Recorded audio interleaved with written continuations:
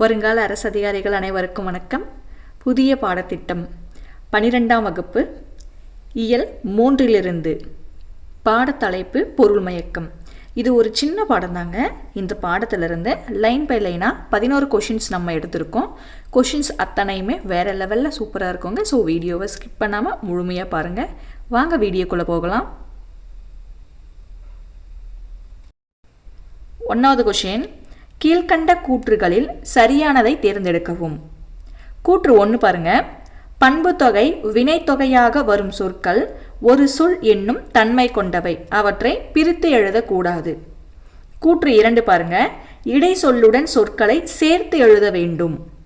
கூற்று 3 பாருங்க. உடம்படும் மெய்கள் அமைத்த சொற்களில் உடம்படும் மெய்களை சேர்த்துதான் எழுத வேண்டும். கூற்று 4 பாருங்க. பன்மையை உணர்த்தும் கல் விகுதி சேர்ந்த சொற்களை பிரிக்காமல் எழுத வேண்டும். இதற்கு சரியான பதில் 1, 2, 3 சரி. 1வது கொஸ்டின் நான் மறுபடியும் படிக்கிறேன் பாருங்க. கீழ்கண்ட கூற்றுகளில் சரியானதை தேர்ந்தெடுக்கவும். கூற்று 1 பாருங்க.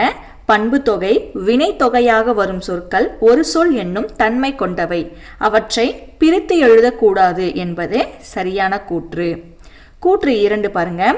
இடை சொல்லுடன் சொற்களை எழுத வேண்டும், இதுவும் சரியான கூற்று. கூற்று 3 பாருங்க. உடம்படும் மெய்கள் அமைத்த சொற்களில் உடம்படும் மெய்களை சேர்த்துத்தான் எழுத வேண்டும், இதுவும் சரியான கூற்று. கூற்று 4 பாருங்க. பன்மையை உணர்த்தும் கல் விகுதி சேர்ந்த சொற்களை பிரிக்காமல் எழுத வேண்டும், இது தவறான கூற்று. அப்போ சரியான பதில் 1, 2, 3 சரி. 2வது கொஷின், சங்க இலக்கியத்தில் இல்லாத சொற்கள் சங்ககால சமூகத்தில் நடைமுறையில் உள்ளன, அவை. திருமணமும் குடும்பமும். சங்க இலக்கியத்தில் இல்லாத சொற்கள் சங்ககால சமூகத்தில் நடைமுறையில் உள்ளன, அவை யாவை அப்படின்னு சொல்லி கொஷின் கேட்டிருக்கிறாங்க. இதற்கு சரியான பதில் திருமணமும் குடும்பமும்.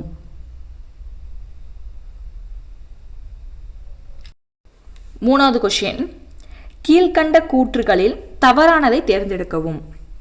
கூற்று 1 பாருங்க. இரட்டை கிளவி சொற்களை சேர்த்து எழுத வேண்டும். கூற்று 2, உரி சொற்களை பொருளுடனும் வினையுடனும் பயன்படுத்தும் போது சேர்த்தே எழுத வேண்டும்.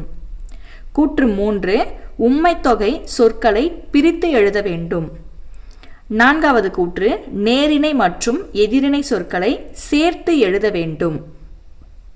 இதற்கு சரியான பதில் 3வது கூற்று தவறு. 3வது கொஸ்டின் நான் மறுபடியும் படிக்கிறேன் கேளுங்க. கீழ்கண்ட கூற்றுகளில் தவறான கூற்றை தேர்ந்தெடுக்கவும். கூற்று 1 பாருங்க. இரட்டை கிளவி சொற்களை சேர்த்து எழுத வேண்டும், இது சரியான கூற்று. கூற்று 2 பாருங்க. உரி சொற்களை பொருளுடனும் வினையுடனும் பயன்படுத்தும் போது சேர்த்து எழுத வேண்டும், இதுவும் சரியான கூற்று. 3வது, உம்மைத்தொகை சொற்களை பிரித்து எழுத வேண்டும் என்பது தவறானது. 4வது கூற்று, நேரிணை மற்றும் எதிரிணை சொற்களை சேர்த்து எழுத வேண்டும் என்பது சரியான கூற்று. அப்போ இந்த இடத்துல நமக்கு தவறான கூற்று எதுன்னு பார்த்தீங்கன்னா 3வது.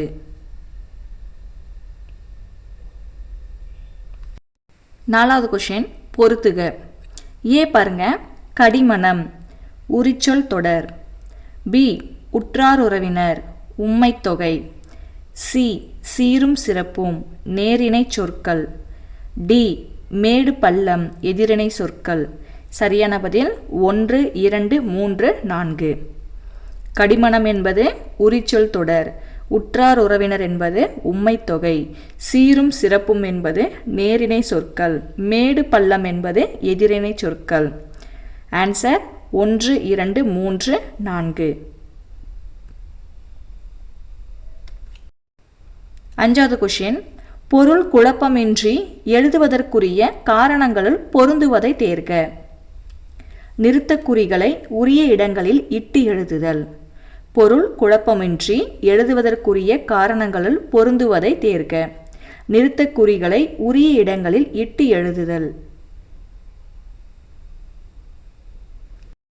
6வது கொஷின், பொறுத்துக. ஏ பாருங்க. பாலை பாடினான், பாலை திணை பாடினான். பி பாருங்க. பாலை பாடினார், இந்த இடத்துல இரு வரணும். பாலை பாடினார், பாலினை பாடினான். சி பாருங்க, தேரை பார்த்தான், தேரை என்னும் உயிரினத்தை பார்த்தான். டி பாருங்க, தேரை பார்த்தான், தேரினை பார்த்தான். இதற்கு சரியான பதில் 4, 3, 1, 2. ஆறாவது கொஷின் பொறுத்துக. நான் மறுபடியும் படிக்கிறேன் பாருங்க. பாலை பாடினான் என்பது பாலை திணையை பாடினான். பாலை பாடினார் என்பது பாலினை பாடினான். தேரை பார்த்தான் என்பது தேரை என்னும் உயிரினத்தை பார்த்தான். தேரை பார்த்தான் என்பது தேரினை பார்த்தான்.